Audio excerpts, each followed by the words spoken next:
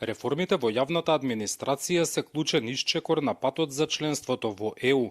Ова е заклучокот по остварените билатерални средби на министерот за јавна администрација Горан Минчев, одржани на маргините на министерската конференција во рамки на Берлинскиот процес кој се одржа во Црна Гора. На состаноците со представници на италијанското, грчкото и косовското министерство за јавна администрација беше потенцирано дека професионализацијата на административните службеници не е само обврска, туку таа ќе овозможи и ефикасност на услугите кои граѓаните ги добиваат од институциите. Министерската конференција во Будва во рамки на Берлинскиот процес ја заокружуваме со значајни билатерални средби со колеги министри и високи представници од регионот и во Европската Унија.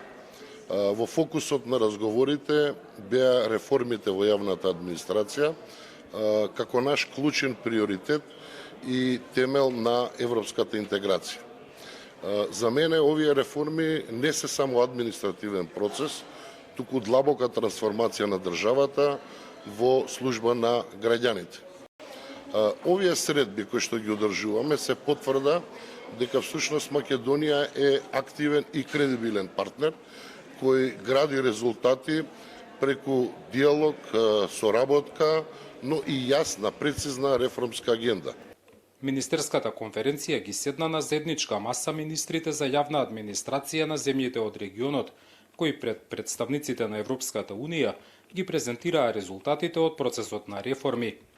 Патот до Европската Унија не подразбира само усогласување со европското законодавство, туку и градење на институции во кои ќе работи професионална администрација.